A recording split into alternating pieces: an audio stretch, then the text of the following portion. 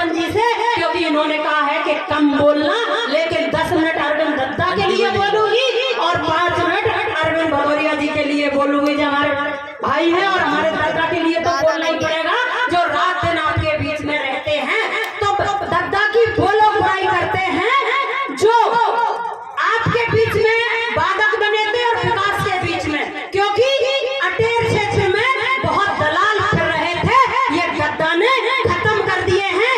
आज जो आपका ये चलन, आज का जो भूमि पूजन हो रहा है, अगर दत्ता नहीं होते, दलाल होते, तो शायद है यहाँ बंगलौरी में आज उद्घाटन नहीं हो पाता।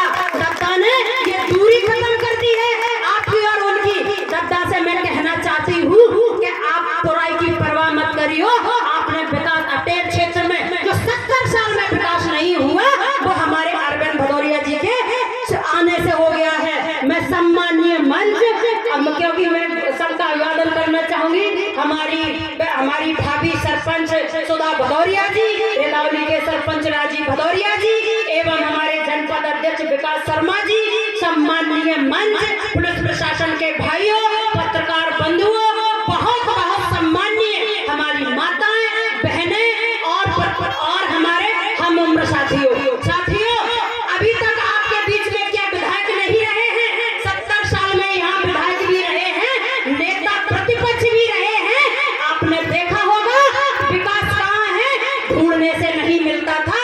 देख लो, जो 5 मिनट की भी दूरी नहीं थी, उनको कम से कम आधे घंटे और 1 घंटा लगता था तय करने में। क्या जरूरत थी आज अरविंद भदौरिया जी को विधायक बनकर ये आपके बीच में बेटा बनकर काम कर रहे? वैसे और नेता आए थे, ऐसे ये भी करके जा सकते थे, लेकिन नहीं, ये आपके सेवक हैं, आपके बेटा हैं, इनके दिल में दर्द है, ये भी यहाँ की माटी में पैदा हुए हैं, इन्हें आपका दुख दर्द पता है कि जब दूरी जाते हैं डीजल पेट्रोल कितना खर्च होता है। ये बगुलरी और रिदौली की दूरी खत्म कर दी। मैं इनको बहुत बहुत बधाई देना चाहती हूँ। इन्होंने यहाँ की पंचायत ही नहीं मिलान किया है। मैं कनावर की हूँ, कनावर में जन्मी हूँ, मैंने कनावर देखा है। कनावर में कुछ नहीं था, जब पैदल चलते थे तो साइकिल से जाते थे, घंटों मतलब डूब जाते थे, समझ में नहीं आता था। शहर में चलते थे, धूल उड़ती थी और कोई गाड़ी निकल जाए। आज खेती की कीमत बढ़ गई है, क्योंकि रोड बराबर पर आ गई है। हमारी माताएं बहनें एक महीने तक लाइट नहीं आती थी, खम्भे तो गढ़े थे लेकिन उनमें लाइट नहीं थी।